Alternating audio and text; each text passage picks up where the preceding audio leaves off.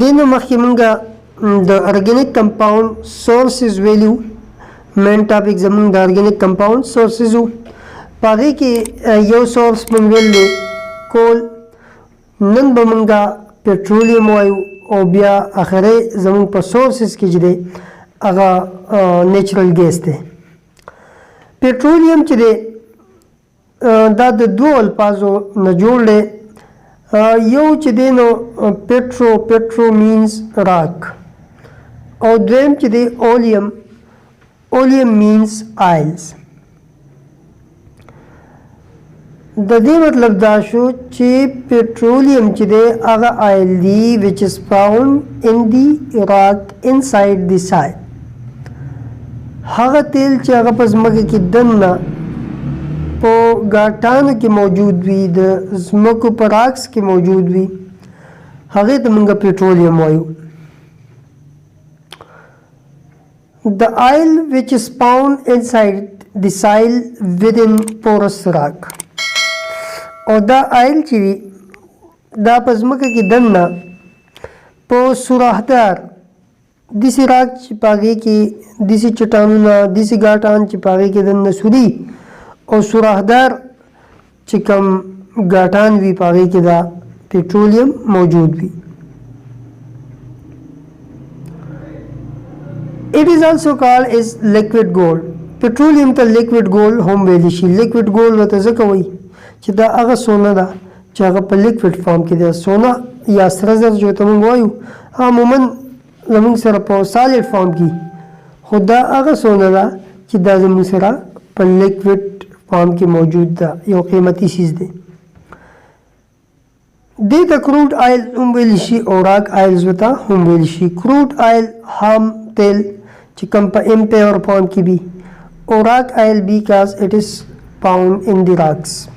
دا په راک کې دننه موجود وي ځکه ورته راک آیلز ویلی شي اوس موږ په سسټمیټک طریقه باندې د پټرولیم ډیفینیشن کوو petroleum today this is the mixture of hydrocarbon in liquid state which is present in crude form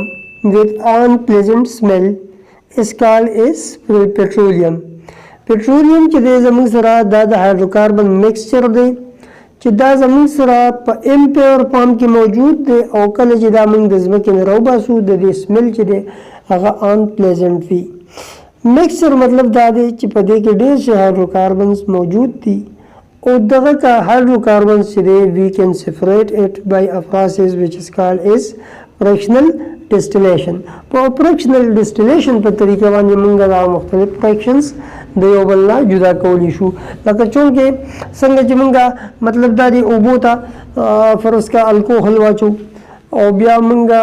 یو اوبه شو او بل الکوهل شو نو دا زموږ سره یو میکسچر شو اوس که دا موږ د یو بل نه جدا کوو د دې دا فریکشن د دې دا فارس چې دی هغه مطلب اوبه الکوهل بیا د یو بل نه جدا کوو یو میکسچر شو نو د دې لپاره موږ هیټ ورکوو تقریبا د الکوهل چې دی د هغې بوایلینګ پوینټ 80 سمثینګ دی نو چې هیټ کله موږ ورکوو نو په 80 باندې به زموږ سره چې دی الکوهل به ترې والوځي او واټر به زموږ سره پاتې شي واټر چونکې د هغه بوایلینګ پوینټ چې دی 100 دی نو هغه به زموږ سره پاتې شي مطلب دا دی یو موږ میکسچر جدا کړو نو هغه موږ د آن د بیسس اف دیر بوایلینګ پوینټ د بوایلینګ پوینټ په بنیاد باندې موږ چې کله د یو میکسچر نه د هغې کمپوننټس جدا کړو هغې پروسس ته موږ وایو فریکشنل ډسټلیشن ها بل دا زموږ سره چې دی دا اریجن ته راځو اریجن چې دی څنګه د کول اریجن دغه شان اریجن زموږ سره د پټرولیم هم دی due to natural disaster the plants buried inside the soils they become cooked with the temperature range 100 to 300 degrees C. This process of cooking is called as thermal maturation. In this thermal maturation produce oily mixture of hydrocarbons and that oily mixture of hydrocarbon is called as petroleum. کله چې د نیچرل ډیزاسترز په وجه باندې پلانټس ځمکه کې دننه راشي د ځمکې د های ټمپریچر او پریشر په وجه باندې کله میلیونز اف ایئرز په هغې باندې پاس شي نو زموږ سره دغه پلانټس چې دي هغه پټرولیم ته بدل شي خو د هغې دپاره لازمي شرط دا دی چې ټمپریچر زموږ سره د 100 نه والا تر 300 پورې په دې رینج کې به زموږ سره پټرولیم جوړیږي خو ټمپریچر د 100 نه کم نو بیا به زموږ سره کاربن کول فارمیشن به کېږي خو ټمپریچر د 300 نه سیوایي نو بیا به نیچرل ګیس جوړیږي او کو ټمپریچر ویری ویری های کو ډېر زیات ټمپریچر های نو بیا به زموږ سره چې کم دننه د پلانټس او انیمل نه کم هایدروکاربن جوړیږي نو هغه به بیا کاربن ډای اکساید ان واټر ته بدلیږي او کاربن ډای اکساید ان واټر ته چې کله بدل شي نو د هغې نو ویلیو د هغې څه خاص ویلیو نه مطلب هغه مونږه نور ارګینک کمپاونډس دي بیا نه شو حاصلولی بس دا د هغې چې دی نو اکسیډیشن شو د هغې پارټس چې دي هغه وسوځېدو او زموږ سره چې دی نو هغه ارګینک کمپاونډ ضایع شو په های ټمپریچر باندې بیا ضایع کېږي نو کله چې ټمپریچر رینج د 100 نه والا 300 پورې نو د دې هیټ باندې دغه پلانټس په ځمکه کې دننه چې دي هغه بیکم کوک هغه پاخه شي هغه ویشېږي پاخه شي او چې کله هغه پاخه شي دې پروسس ته موږ وایو ترمل میچوریشن دې پروسس ته موږ څه وایو ترمل میچوریشن د دې ترمل میچوریشن په وجه باندې زموږ سره پټرولیم جوړیږي پټرولیم چې په کوم ځای کې جوړ شو دغه ځای ته موږ وایو سورس راک petroleum present in the source rock and it will be migrated into reservoir rock from where it is collected کوم ځای کې چې پټرولیم جوړ شو هغه ځای ته موږ وایو سورس راک او بیا دغه سورس راک نه د پټرولیم په قلاره باندې مایګریټ کیږي د پورز نه پاس کیږي او په یو خاص غټ ځای کې جمع کیږي نو هغه غټ ځای کې کم کې چې دا جمع کیږي هغه ته موږ وایو ریزروایور راک په هغې کې چې دی ریزرو کېږي او د هغې ریزرو راک نه بیا مونږ چې دی نو د مختلفو پمپونو په ذریعې باندې انجینیر چې دي د ځمکې نه راوباسي اوس مونږ وایو کمپوزیشن چې د petroleum composition څه دی په څه باندې مشتمل دي نو it is composed of alkane cycloalkane and aromatic compounds due to which it give unpleasant smell یاد ساتئ دا په الکین باندې مشتمل دي مختلف الکین په دې کې موجود دي سایکلو الکین کله چې الکین په سایکل فارم کې موږ ولیکو